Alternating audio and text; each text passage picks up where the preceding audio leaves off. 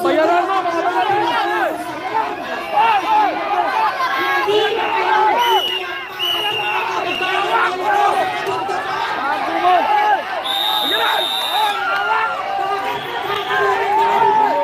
Bakit meron pagkakakas? Dapat ba na hindi pakinggan? Ibibigay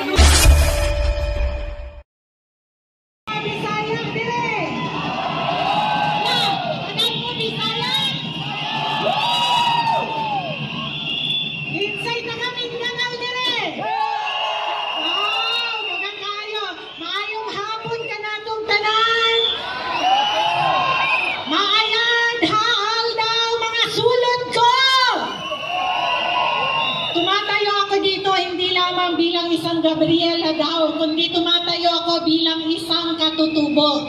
Ako po ay nagmula sa bayan ng Malay-Balay, Bukidnon sa Mindanao. Itinataas ni ate, irespeto ang mga IP!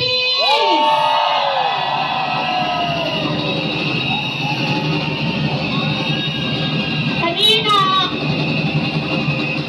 sabi nila magsalita daw ako. So, bigla-bigla, naglilista ako. Humahaba yung listahan ko. Ibig sabihin, ang daming pagkukulang ng pamahalaan na ito. Pero uunahin ko yung placard ni ate.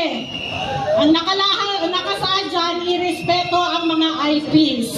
Meron akong ikukwento sa inyo kasi baka tayong mga nandito sa NCR, hindi natin alam kung ano ang nangyayari sa ating mga katutubo.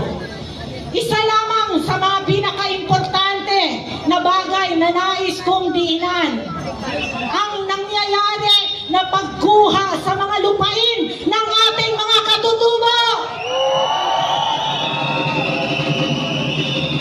Alam niyo ba na si Pangulong Duterte ay ibinigay ang mga klowa o mga titulo ng lupa sa mga ati sa Boracay? Sinong nakakaalam nito? Tuwang-tuwa ang bansa at tuwang-tuwa ang mga katutubo sa pagbigay ng lupain sa kanila. Pero ano po ba ang nangyari ngayon? Binawi ng mga administrasyon! Ay, papasukin yung GMA.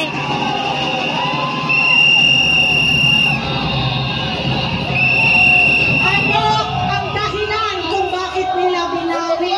Dahil daw, Sinarhan yung ayaw papasukin yung reform ang mga hotel owners o ang mga oligarkiya para magtayo ng mga hotel at para sa turismo. Media. Ayaw papasukin, guys. Pilipinas ay malawak.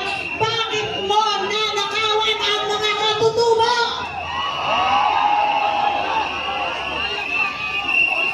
Sa totoo naman, natutulo ang puso ko at ang pinag-uusapan ko. Ay, ABS-CBN! Iiyak para sa mga kababayan na nasa kabundukan. Bakit nagkakaroon ng mga review dahil kapag ang pamalahan ay hindi inalagaan ang kanyang mga sambayanan? Ito ang Hindi pinapasok ang mga ABS-CBN. kung bakit meron pagkakakas.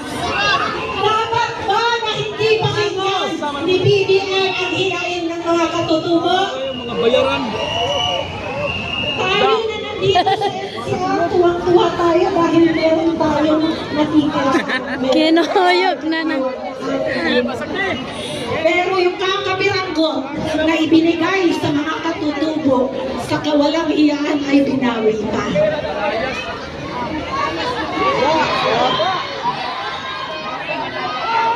Hindi nararapat na gawin ito sa ating mga kababayan.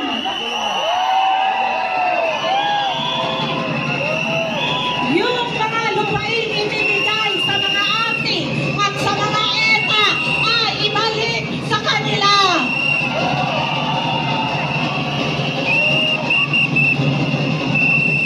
Nakalagay dito sa ating backdrop, National Day of Protest. Tatanungin ko kayo, ano ba ang Sino nakakaalam? Ang araw na ito ay ang anibersaryo ng pagpanumpa ni BBM bilang Pangulo ng Pilipinas.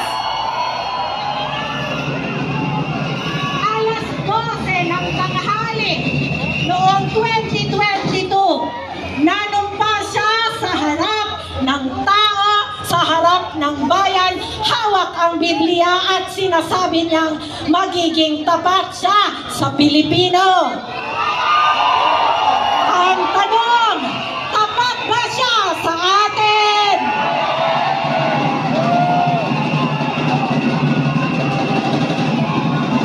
Ang kulay ng ating pagkakaisa dito,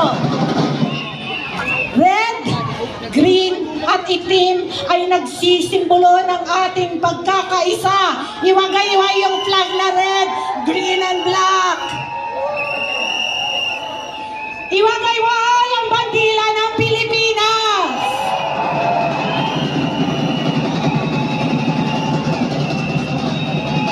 Ang bawat isa sa atin ay may tungkulin pangalagaan ang ating bayan. Alam nyo, bilang isang dating undersecretary ng isa sa mga ahensya ng pamahalaan, sabi ko kay Pangulong Duterte ko lamang maranasan na ang lahat ng mga lingkod bayan ay takot magkamali. Dahil ayaw na ayaw ni Pangulong Duterte ang korupsyon. Anong sabi niya? Papakainin ko kayo ng sinsilyo. Alam niyo yung sinsilyo? Yung coins. Para tayong jukebox. Sino ang natatanging Pangulo na nagsabi kapag kayo ay inagrabyado ng isang lingkod bayan o nagtatrabaho sa gobyerno, sampalin ninyo? Duterte!